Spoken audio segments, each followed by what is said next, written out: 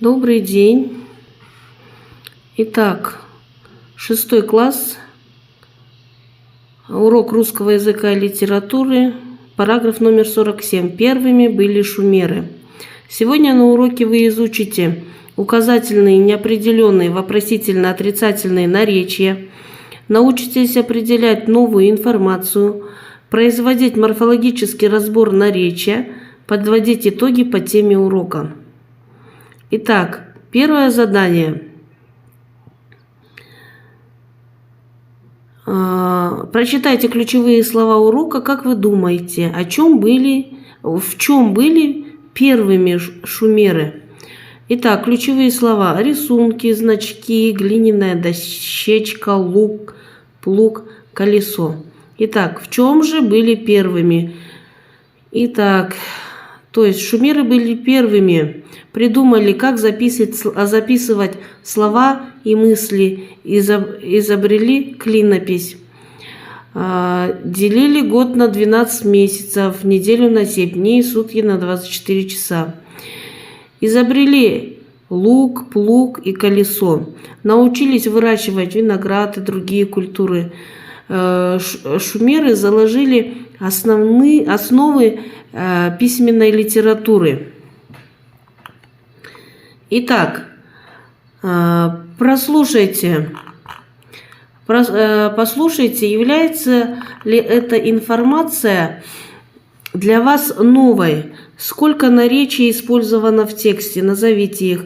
Что они обозначают? С какой частью речи они сочетаются? Итак, мы записываем мысли, когда хотим сохранить их и использовать потом или когда хотим, чтобы кто-то когда-нибудь прочел наши записи. До изобретения письменности древние люди вели устные летописи, передавая устно сведения о событиях истории. Эти сведения иногда в виде длинных поэм приходилось заучивать наизусть, чтобы поделиться ими с другими. Итак, информация о том, что до изобретения письменности люди вели устные летописи и запоминали их, может быть новой для некоторых из вас. Наречия в тексте: потом, устно, когда-нибудь, длинными.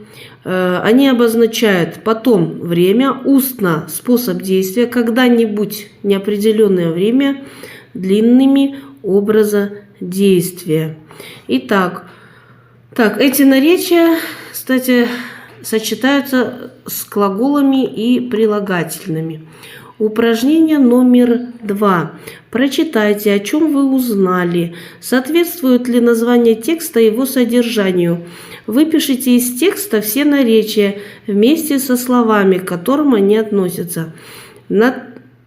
Пишите над наречиями вопросы, на которые они отвечают. Укажите разряд. Первые виды письменности. Очень давно одной из древнейших форм письменности было пиктографическое рисуночное письмо, в котором изображение предмета символизировало сам предмет. Другой формой было идеографическое письмо. В нем смысл слова объяснялся только с помощью определенного символа. В китайской и японской письменности такие идеограммы, условные обозначения, существуют и сейчас. Древнейшая письменность была изобретена шумерами в Месопотамии, ныне Ирак. Образцы письменности датируются примерно 3250 годом до нашей эры. Они были обнаружены на 250 тысячах глиняных табличек. Итак,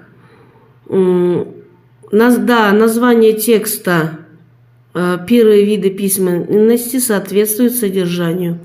Наречие в тексте: очень давно, когда, сейчас, примерно. Итак, упражнение номер 3.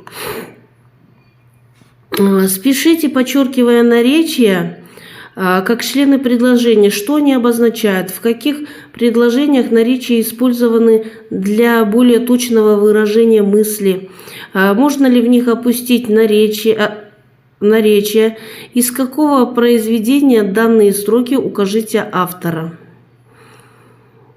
Итак, мы давно стремились увидеть страну наших предков, но иногда они путешествуют по всяким чудесным местам, вроде Египта, и берут меня с собой. Его всегда восхищала родина наших предков, и он уже много лет жил в Египте.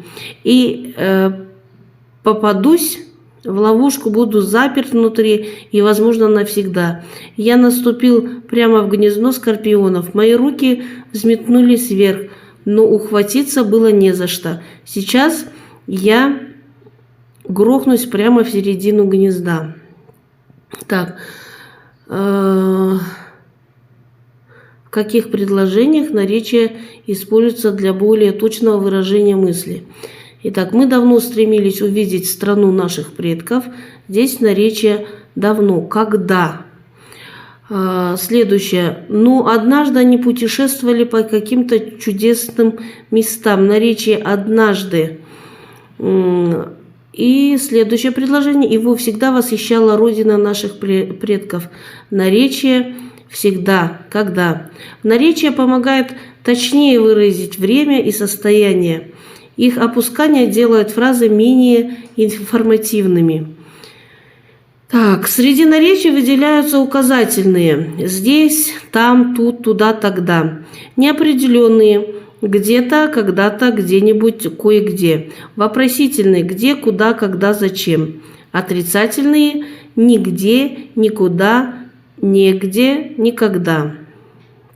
Упражнение 4. Спешите, обозначая выделенные наречия как члены предложения. В каком значении они употреблены? Обозначьте. Скажите, из басен какого писателя эти строки? В вороне где-то Бог послал кусочек сыру. Я здесь останусь смело. Сосед соседа звал откушать, но умысел другой тут был. Хозяин музыку любил и заманил к себе соседа певчих слушать. Случается нередко нам и труд, и мудрость видеть там, где стоит стоит только догадаться, за дело просто взяться. Итак, в вороне где-то Бог послал кусочек сыру, наречие где-то, где неопределенное место, то есть в значении подразумевается. Второе. Я здесь останусь смело. Наречие здесь. То есть где в значении места употреблено. Так, данные строки из басен Ивана Крылова. Так, упражнение 5. Прочитайте и озаглавьте текст, какую новую информацию вы получили. Определите стиль и тип текста. Шумеры первыми придумали, как записывать слова и мысли. Сначала они делали это при помощи рисунков, потом рисунки превратились в значки, их наносили на сырую глиняную дощечку, и значки были похожи на маленькие клинышки. Так произошло название письма – клинопись. Скоро ученым удалось прочесть дощечки с клинописью. Оказалось, что 1000 лет тому назад шумеры знали математику и астрономию. Их жрецы уже тогда наблюдали за солнцем и звездами со священных башен храмов зиккуратов. Шумеры давно посчитали, сколько в году дней. Они разделили год на 12 месяцев, неделю на 7 дней, определили, что в сутках 24 часа, а в часе 60 минут. Ученые нашли много шумерских текстов, содержание которых поразило историков. Оказывается, именно шумеры изобрели лук, плуг и колесо. Они первыми начали выращивать пшеницу, лен, горох и виноград. Очень удивила ученых литература шумеров. Это шумеры придумали рассказ о строении человека из глины, о дереве, познание добра и зла. Они впервые описали и всемирный потоп. Итак, какую новую информацию вы получили? Определите стиль и тип текста. Новая информация, что шумеры изобрели клинописи и делали первые шаги в математике и астрономии. Они сделали лук, колесо и много другое. Стиль текста научно-популярный, тип текста описание и сообщение. Так, упражнение номер 6. Подведите итоги по теме наречия, ответив на вопросы. Что называем наречием? Как звучит этот термин на родном языке? Какую синтаксическую функцию выполняет наречие? На какие смысловые группы делятся наречия?